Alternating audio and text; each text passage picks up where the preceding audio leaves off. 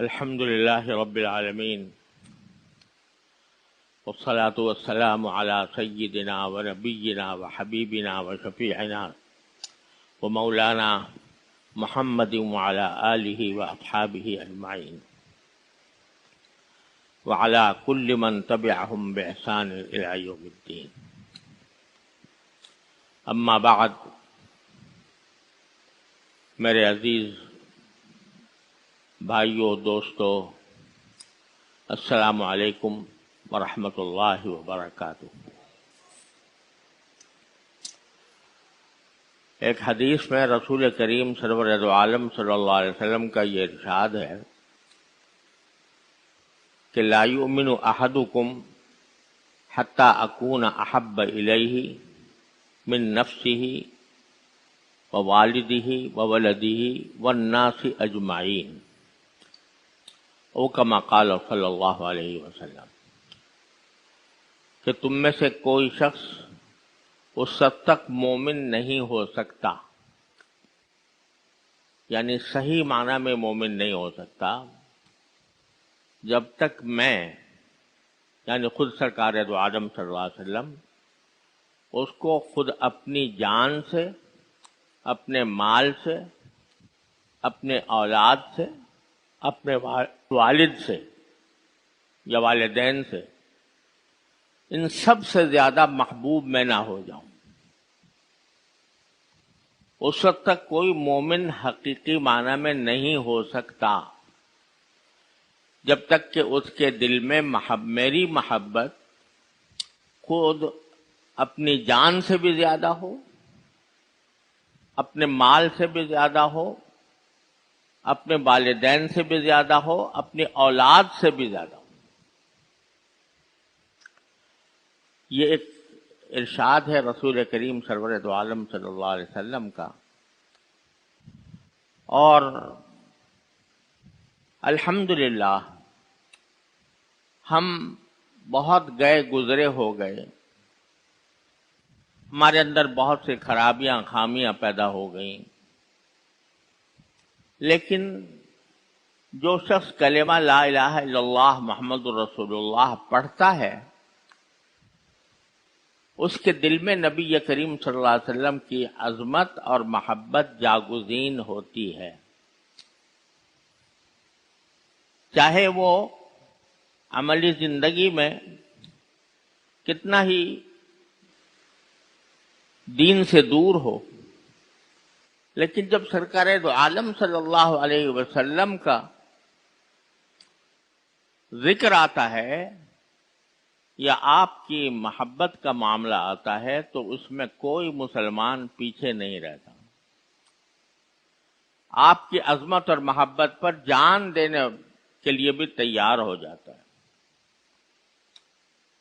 اور ایسے واقعات بے شمار آپ نے سنے ہیں کہ کس طرح لوگوں نے سرکار دو عالم صلی اللہ علیہ وسلم کی محبت پر، آپ کے عشق پر، آپ کی عظمت پر اپنی جانیں نچھاور کی ہیں۔ حضرات صحابہ کرام رضی اللہ تعالی عنہم کی مثالیں تو بے شمار ہیں، کیا کیا مثال سنائی جائے، لیکن اس زوال کے دور میں بھی الحمدللہ ہر مسلمان کے دل میں سرکار دو عالم صلی اللہ علیہ وسلم کی محبت پیوست ہوتی ہے۔ یہ اللہ تعالیٰ کا بہت بڑا کرم ہے۔ نہ صرف یہ کہ محبت پیوست ہوتی ہے، بلکہ اسے انسان جزو ایمان سمجھتا ہے، ایمان کا لازمی تقاضا سمجھتا ہے۔ اللہ تعالیٰ کا فضل و کرم ہے کہ اس حد تک مسلمانوں میں سرکار دو عالم صلی اللہ علیہ وسلم کی محبت موجود ہے۔ کوئی شخص اگر سرکار دو عالم صلی اللہ علیہ وسلم کے بارے میں کوئی ادنا نامناسب کلمہ کہہ دے، دوسرا مسلمان سننے کو تیار نہیں ہوتا۔ مجھے یاد آ گیا کہ ایک مشہور شاعر گزرے ہیں، اختر شیرانی، آزاد قسم کے شاعر تھے، اور شاعری بھی مجازی عشق سے متعلق ہوا کرتی تھی، اور اللہ بچائے کچھ پینے پلانے کے بھی عادی تھے، اور اپنے آپ کو بہت بڑا شاعر سمجھتے تھے،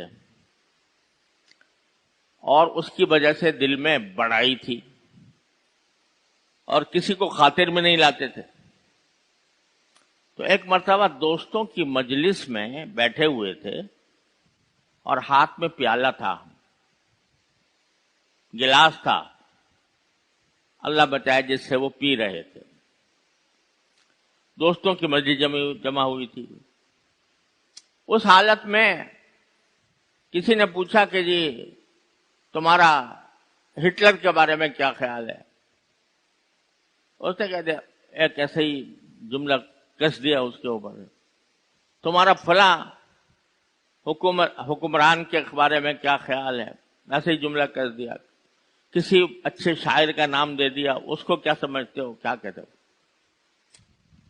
اور وہ ظاہر ہے جب پی رہے تھے تو تھوڑا سا اثر نشے کا بھی موجود تھا۔ کسی ملحد بے دین نے اس سیاق میں، جبکہ وہ ہر ایک آدمی کے اوپر جملے کس رہے تھے، اس میں نام لے دیا سرکار دو عالم صلی اللہ علیہ وسلم کہ ان کے بارے میں کیا خیال ہے۔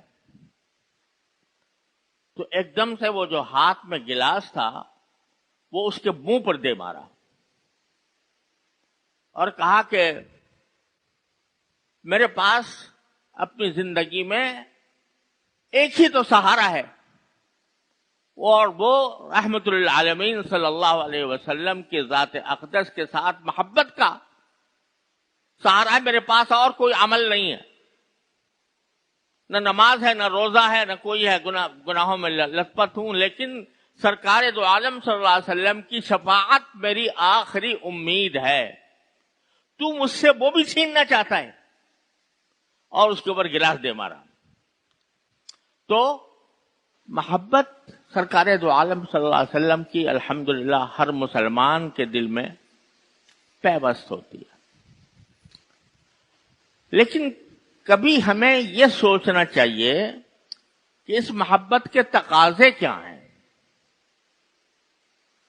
دیکھو، انسانوں میں محبتوں کی مختلف قسمیں ہوتی ہیں۔ محبت انسان کو باپ سے بھی ہوتی ہے، ماں سے بھی ہوتی ہے، بیوی سے بھی ہوتی ہے، بچوں سے بھی ہوتی ہے، اپنی اولاد سے یا اور دوسرے بچوں سے وہ بھی ہوتی ہے، استاد سے بھی ہوتی ہے، اور شیخ سے بھی ہوتی ہے، اور دوستوں یاروں سے بھی ہوتی ہے۔ لیکن ہر محبت کے رنگ مختلف ہیں۔ بچوں سے محبت ہوتی ہے، اس کو آدمی گود میں اٹھا لیتا ہے، اسے پیار کرتا ہے۔ تو یہ محبت جس طرح وہ بچوں سے کر رہا ہے، وہ اگر باپ سے بھی کرنا شروع کر دے، اس کو اچھے خاصے بیٹھے ہوئے ہیں ان کو لے کے گود میں لے کے پیار کرنا شروع کر دے، یہ اس محبت کا تقاضا نہیں ہے۔ اس کی محبت کا تقاضا کچھ اور ہے۔ ماں سے محبت کرنا اور بیوی سے کرنا، بیوی سے محبت کرنے کے تقاضے کچھ اور ہیں، اور ماں سے محبت کرنے کے تقاضے کچھ اور ہیں۔ دوستوں سے محبت کے تقاضے اور ہیں، استاد سے محبت کرنے کے تقاضے اور ہیں۔ تو جتنی دنیا کے اندر محبتوں کی اقسام پائی جاتی ہیں، ان میں ان کے تقاضے مختلف ہوتے ہیں۔ تو انسان جو اپنے کسی بڑے سے محبت کرتا ہے تو اس کے تقاضے بھی مختلف ہوتے ہیں۔ کوئی بڑا ہے، استاد ہے مثال کے طور پر، اس کی عزت کرے گا، اس کی عظمت کرے گا، اس کی حتی الامکان بات بھی مانے گا، لیکن ساتھ ہی اگر اس سے اختلاف بھی ہو جائے کسی معاملے میں تو کوئی برائی نہیں۔ امام ابو حنیفہ رحمۃ اللہ علیہ کے شاگرد تھے حضرت امام ابو یوسف بھی اور امام محمد بھی، لیکن ایسے شاگرد جو ان کے حلقہ درس میں بیٹھتے تھے، لیکن امام ابو حنیفہ ایک مسئلے میں کچھ رائے دیتے ہیں اور امام ابو یوسف کا مسلک کچھ اور ہے، امام محمد کا کچھ اور ہے۔ امام شافعی حضرت امام ابو حنیفہ کے نہیں، امام محمد کے شاگرد ہیں، اور امام محمد ابو حنیفہ کے شاگرد ہیں۔ لیکن جو طلبہ ہیں وہ دیکھتے ہوں گے کہ جگہ جگہ خلاف للشافعی خلاف للشافعی، یعنی امام شافعی نے امام ابو حنیفہ سے بہت سے معاملات میں اختلاف کیا۔ لیکن جب قبر پر گئے، حضرت امام ابو حنیفہ کے قبر پر گئے امام شافعی رحمت اللہ علیہ، تو اس وقت میں وہاں جانے کے بعد، ان کے پاس جانے کے بعد اپنا مسلک چھوڑ دیا، ایک جو نماز پڑھی اس میں اپنا مسلک چھوڑ دیا، امام ابو حنیفہ کے مسلک پر عمل کیا، اور کہا کہ مجھے شرم آئی کہ میں اپنے استاد الاستاذ کے پاس رہ کر میں اس سے اپنے عمل میں مخالفت کروں۔ تو استاد کی عظمت کا، محبت کا تقاضا یہ ہے کہ اس کو اپنے آدمی اس کی تعظیم کرے، اس کے حتی الامکان کہنا بھی مانے، لیکن رائے کا اختلاف ہو سکتا ہے، اور یہ کوئی معیوب بات نہیں ہے، ہوتا رہا ہے ہمیشہ۔ لیکن سرکار دو عالم صلی اللہ علیہ وسلم کی محبت وہ ایک استاد والی محبت نہیں، وہ ایک باپ والی نہیں، ماں والی نہیں، بیوی والی نہیں، اولاد والی نہیں، وہ ساری محبتوں کی سرتاج ہے، اور اس کا جو اصل محبت کا اصل تقاضا ہے وہ سرکار دو عالم صلی اللہ علیہ وسلم کی اتباع، آپ کے بتائے ہوئے راستے پر چلنا، یہ ہے اصل محبت کا تقاضا۔ محبت کا تقاضا صرف یہ نہیں ہے کہ آپ نے سرکار دو عالم صلی اللہ علیہ وسلم کے نام پر صلی اللہ علیہ وسلم کہہ لیا، یہ تو ہے ہی واجب، کہنا ہی ضروری ہے، یا اتنا آپ نے کیا کہ بھئی جب ربیع الاول آیا تو ہم نے اپنے مکانوں پہ چراغاں کر لیا اور اپنے دوستوں کی دعوت کر دی، اور رسول کریم صلی اللہ علیہ وسلم کے روضہ اقدس کی شبیہ بنا دی، اور ساری ملک میں ایک میلہ لگا دیا اور محفلیں جما دی۔ یہ رسول کریم سرور دو عالم صلی اللہ علیہ وسلم کی محبت کا اصل تقاضا نہیں ہے۔ اصل تقاضا یہ ہے کہ جو کچھ آپ لے کر تشریف لائے تھے اس کے بارے میں ہر مسلمان اپنا جائزہ لے کر دیکھے کہ میں اس بات پر کیا عمل کر رہا ہوں۔ دیکھیے، قرآن کریم نے یہ بیان فرمائی کہ ہم نے رسول کریم صلی اللہ علیہ وسلم کو 4 کاموں کے لیے بھیجا ہے۔ اللہ تعالیٰ نے کچھ بات ڈھکی چھپی نہیں رکھی کہ ہم نے کیوں سرکار دو عالم صلی اللہ علیہ وسلم کو بھیجا۔ قرآن کریم میں 4 آیتوں میں، الگ الگ 4 آیتوں میں سرکار دو عالم صلی اللہ علیہ وسلم کے 4 فرائض منصبی بیان فرمائے کہ ہم نے ان کام کے لیے بھیجا ہے آپ کو۔ ایک یہ ہے یتلو علیہم آیاتہ، وہ اس لیے بھیجا ہے تاکہ لوگوں کے سامنے اللہ کی آیتوں کی تلاوت فرمائیں، یعنی قرآن کریم کی تلاوت۔ دوسرے فرمایا کہ یعلمہم الکتاب، کہ ان کو اللہ کی کتاب کی تعلیم دیں، پہلی تلاوت، دوسرے تعلیم، یہ 2 الگ الگ چیزیں ہیں، اور دونوں رسول کریم صلی اللہ علیہ وسلم کے مقاصد بعثت میں شامل ہیں، آپ کے فرائض منصبی میں شامل ہے کہ ایک تلاوت کریں لوگوں کے سامنے قرآن کریم کی آیات کی، اور تلاوت بھی اس طرح کریں جس طرح جبریل امین علیہ السلام نے آپ پر نازل کرتے ہوئے تلاوت کی تھی۔ جس کا ذکر سورہ قیامہ میں ہے کہ فَإِذَا قَرَأْنَاهُ فَاتَّبِعْ قُرْآنَهُ، کہ جب جبریل امین علیہ السلام آپ کے سامنے تلاوت کریں قرآن کریم کی تو آپ ان کی تلاوت کی پیروی کیجئے، جس طرح وہ تلاوت کر رہے ہیں اس طرح آپ بھی تلاوت کیجئے۔ تو ایک یہ مستقل مقصد ہے۔ بعض لوگ یہ سمجھتے ہیں کہ قرآن کریم کو سمجھے بغیر تلاوت کرنے کا کیا فائدہ، لیکن آپ نے دیکھا کہ اللہ تعالیٰ نے دونوں چیزوں کو الگ الگ بیان فرمایا۔ تلاوت ایک مستقل مقصد ہے سرکار دو عالم صلی اللہ علیہ وسلم کی تشریف آوری کا، اور تلاوت کا بھی وہ طریقہ جو جبریل امین کے ذریعے رسول کریم صلی اللہ علیہ وسلم تک پہنچا، جس کے لیے مسلمانوں نے ایک مستقل علم تجوید کی بنیاد ڈالی۔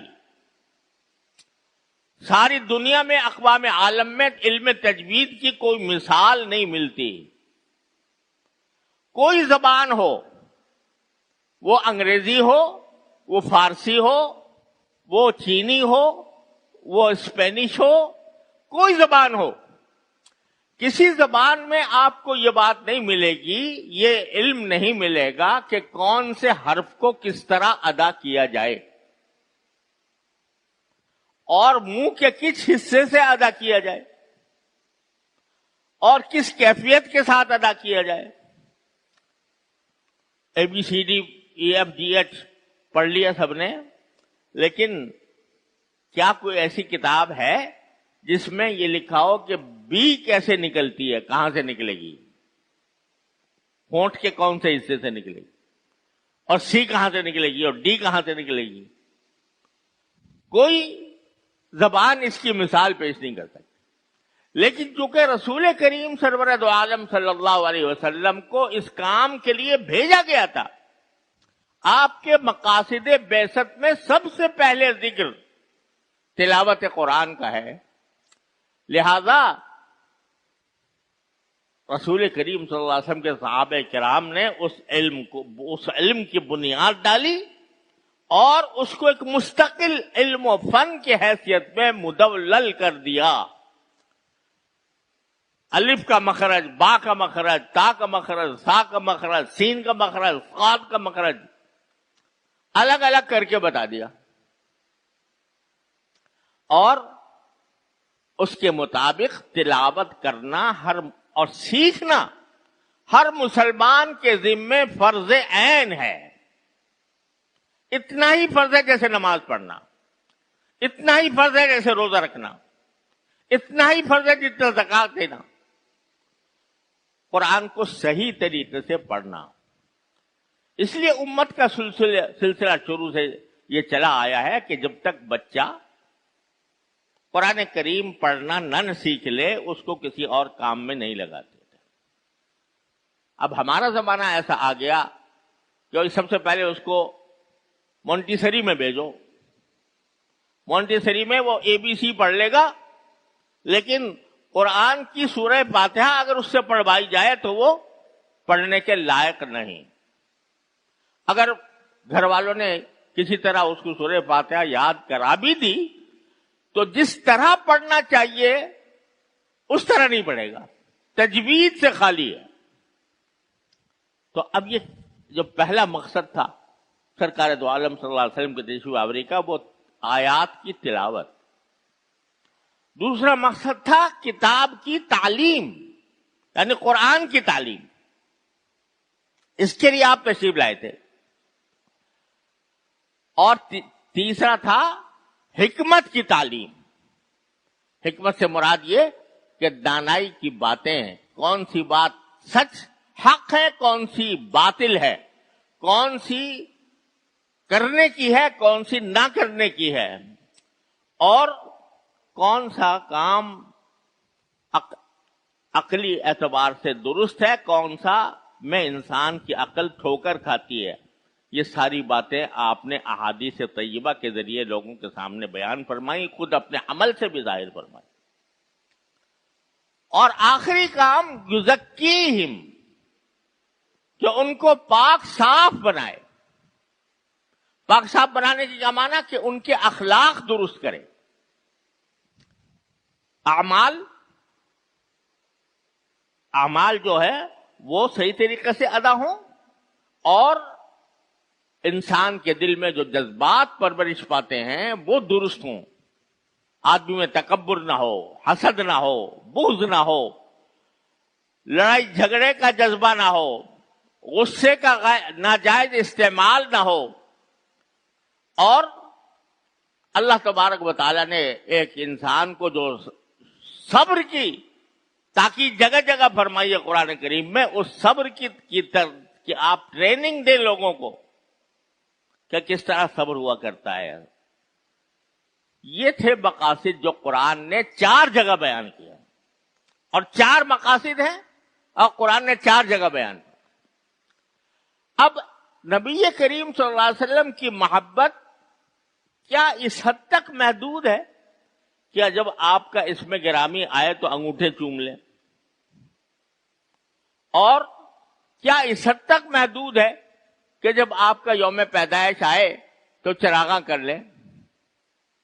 جب آپ کا یوم پیدائش آئے تو ایک جلوس نکال دیں، اس میں نعرے لگا لیں، نعرہ رسالت یا رسول اللہ؟ اس کا کہیں ذکر دیکھا آپ نے ان 4 چیزوں میں؟ تو اب آپ اگر اعوذ باللہ عملاً یہ کہیں کہ یا رسول اللہ ہمیں آپ سے محبت ہے، اور اتنی محبت ہے کہ ہم آپ کے نام مبارک کے ساتھ کوئی گستاخی کسی طرح کی کسی بھی کوئی بھی شخص کرے گوارا نہیں کر سکتے. یا رسول اللہ ہمیں آپ سے محبت ہے، بہت محبت ہے، باپ سے زیادہ، ماں سے زیادہ، اولاد سے زیادہ، اپنی جان سے زیادہ، لیکن آپ کے کسی کہنے پہ عمل نہیں کریں گے. آپ کے کسی کہنے پر عمل نہیں کریں گے، نہ آپ کی سنت کو پڑھیں گے، نہ آپ کی سیرت پڑھیں گے، نہ آپ کا لایا ہوا قرآن پڑھیں گے، نہ آپ نے جس طرح صحابہ کرام کی تربیت کی اس کو سمجھنے کی کوشش کریں گے. ہاں جب ربیع الاول کا مہینہ آئے گا چراغاں کر لیں گے، جلوس نکال لیں گے، اور آپ کے شان میں نعتیہ قصیدے پڑھ لیں گے، اور آپ کی تعریف کریں گے، جلسے منعقد کریں گے، اس میں آپ کی ولادت کا واقعہ بیان کریں گے، آپ کی سیرت بیان کریں گے، عمل ایک پر بھی نہیں کریں گے. تو بتاؤ یہ کوئی محبت ہوئی؟ کوئی محبت ہوئی ہے؟ میں نے عرض کیا تھا ہر قسم کے لوگوں کے ساتھ محبت کے تقاضا مختلف ہوتا ہے.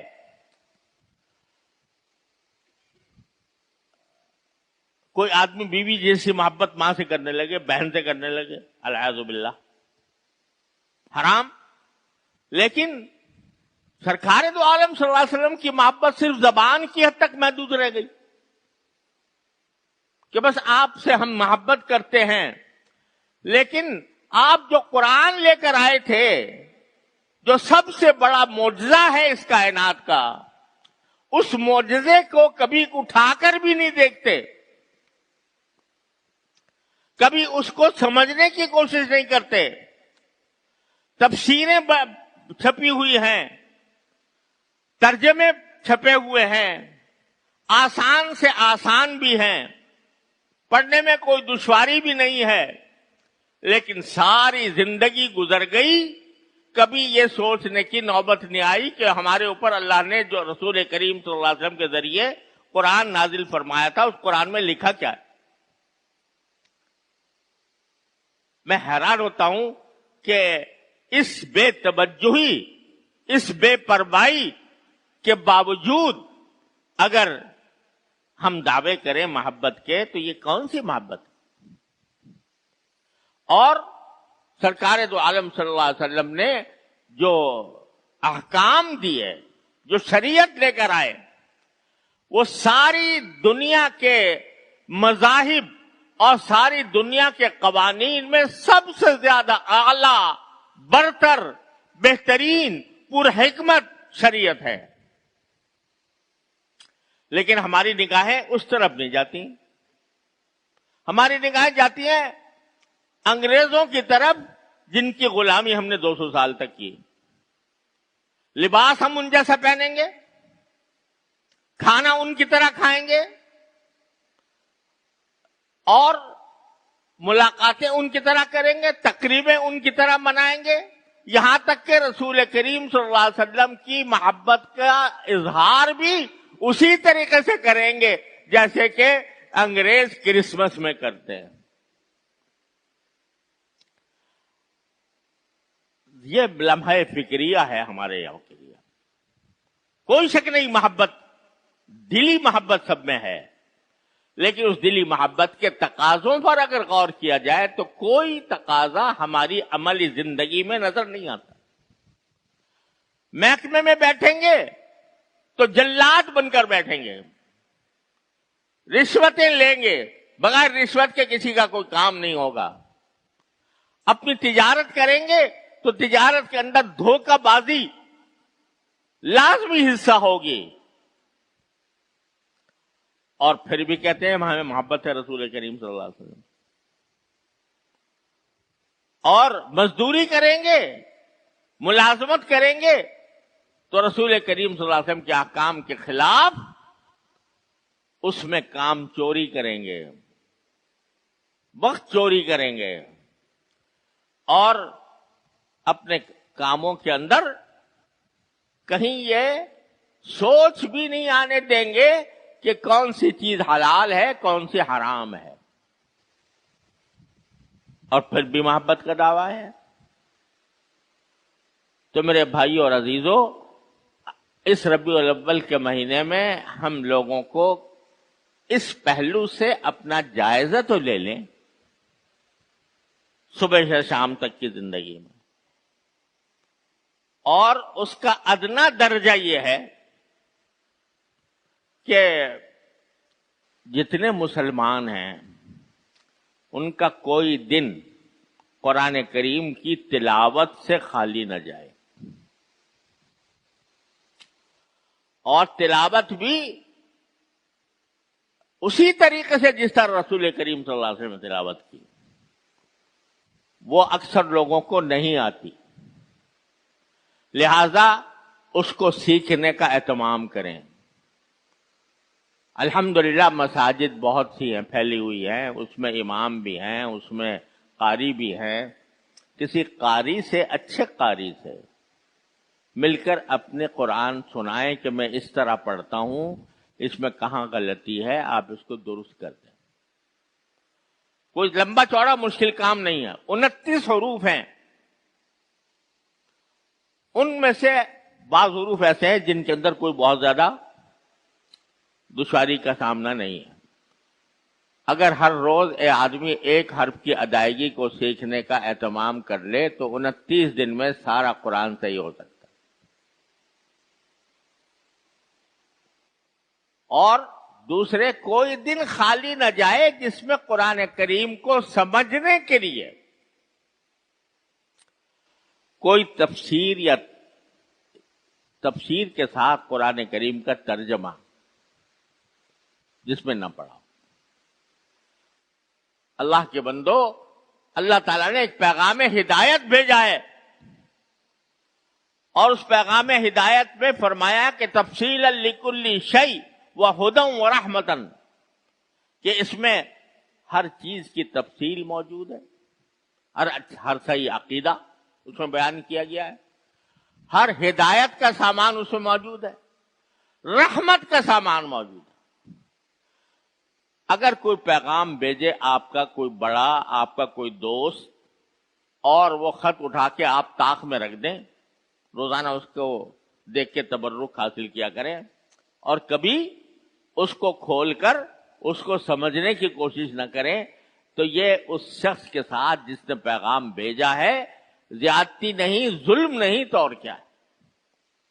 اللہ تعالیٰ نے اتنا بڑا پیغام بھیجا قرآن کے ذریعے، کیا وہ اس لائق نہیں ہے کہ آپ 24 گھنٹوں میں سے 15 منٹ 20 منٹ اس کام کے لیے نکال لیں جو اس قرآن کو سمجھنے کی کوشش کریں؟ الحمدللہ قرآن کریم کے ترجمے پھیلے ہوئے ہیں، ہر طرح کے ترجمے ہیں، مشکل بھی آسان بھی، اور تفسیریں بھی علماء کرام نے ہر مناسب عنوان سے لکھ دی ہیں، تو ان تفسیر کی روشنی میں قرآن کریم کو پڑھنے اور سمجھنے کی کوشش کریں۔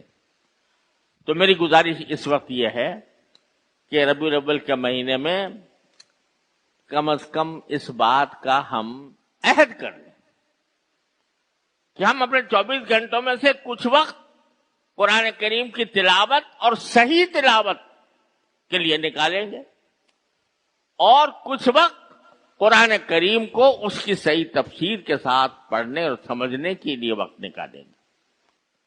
تیسری بات سرکار دو عالم صلی اللہ علیہ وسلم کی سنت ہے کہ اپنی ہر سنت کو اپنی زندگی میں اپنانے کی، اس کے لیے بھی کتابیں چھپی ہوئی ہیں، تھوڑا سا وقت اس کے لیے نکال لیں۔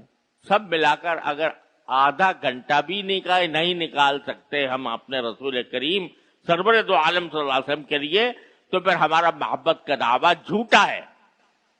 اللہ تعالیٰ اپنی رحمت سے ہمیں اس کے عذاب سے محفوظ رکھے۔ بس یہ گزارش ہے، اللہ تعالیٰ ہم سب کو اس پر عمل کی توفیق عطا فرمائے۔ وآخر دعوانا الحمدللہ رب العالمین۔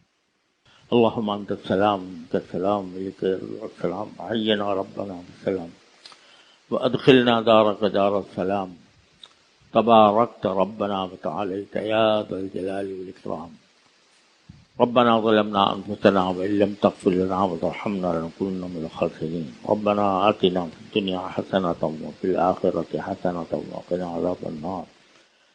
یا اللہ، یا رحمان، یا رحیم، یا کریم، اپنے فضل و کرم سے ہمارے تمام چھوٹے بڑے اگلے پچھلے گناہوں کو معاف فرما۔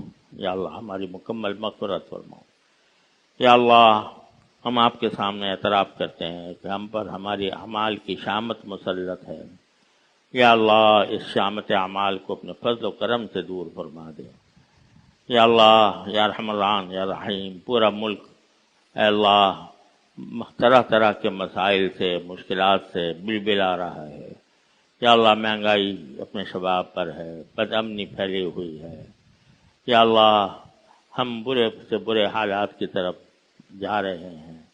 یا اللہ، آپ کے قبضہ قدرت میں سب کچھ ہے، اپنے فضل و کرم سے، اپنے رحمت سے ہمارے حالات کی اصلاح فرما دیجیے۔ یا اللہ، ہمارے اعمال و اخلاق کی اصلاح فرما دیجیے۔ یا اللہ، ہمارے ملک سے رشوت ستانی دور فرما دیجیے، مہنگائی دور فرما دیجیے۔ یا اللہ، اپنے فضل و کرم سے ہمیں اچھے حکومت عطا فرمائیے، حکومت صالحہ عطا فرمائیے، حکومت عادلہ عطا فرمائیے۔ یا اللہ، نافرمان حکومت سے، ہماری حکومتوں سے اللہ ہمیں نجات عطا فرمائیے۔ یا اللہ، ایسے لوگوں سے جو یا اللہ دین کے مخالف ہوں، یا اللہ ایسے لوگوں سے جو ملک کی فکر نہ رکھتے ہوں، اے اللہ ان سے ہمیں نجات عطا فرمائیے۔ یا اللہ، فکر مند اور پر حکمت لوگ عطا فرمائیے، حکمت اور دانش مندی ان کو عطا فرما دیجیے۔ یا اللہ، اچھے لوگوں کو ہمارا حاکم بنائیے، اور جو ایسے ہیں اے اللہ ان کی اصلاح فرما دیجیے، ان کی اصلاح فرما دیجیے۔ یا اللہ، ہم سب کی اصلاح فرما دیجیے، ہم سب کو اپنے اپنے فرائض اپنی رضائے کامل کے مطابق ادا کرنے کی توفیق عطا فرمائیے۔ یا اللہ، ہمارے بیماروں کو شفائے کامل عطا فرما۔ یا اللہ، ہمارے تنگ دستوں کو عافیت عطا فرما۔ یا اللہ، ہمارے بے روزگاروں کو جائز حلال باسع روزگار عطا فرما۔ یا اللہ، اپنی رحمت سے، اپنے فضل و کرم سے ہمیں غریبوں کی مدد کرنے کی توفیق عطا فرما۔ یا اللہ، ہر طرح کے شر سے، فتنے سے ہماری گناہوں ہمیں ہماری حفاظت فرمائیے۔ یا اللہم انا نعوذ بک من الفتن ما ظہر منها وما بطن۔ یا اللہ، ہر طرح کے ظاہری اور باطنی فتنوں سے ہماری حفاظت فرمائیے۔ یا اللہ، تمام حاضرین کو ان کے تمام جائز مقاصد میں کامیابی عطا فرمائیے۔ جن جن لوگوں نے ہم سے دعا کی فرمائش کی ہے اللہ، ان سب کی دلی مرادوں کو اپنے فضل و کرم سے پورا فرما دیجیے۔ اللہم لا تدع لنا ذنبا الا غفرتہ، ولا ہما الا فرجتہ، ولا دینا الا قضیتہ، ولا حاجة من حوائج الدنیا والآخرہ الا قضیتہا ویسرتہا یا ارحم الراحمین۔ وصلی اللہ تعالی علی خیر خلقہ سیدنا و مولانا محمد وعلی آلہ واصحابہ اجمعین، آمین برحمتک یا ارحم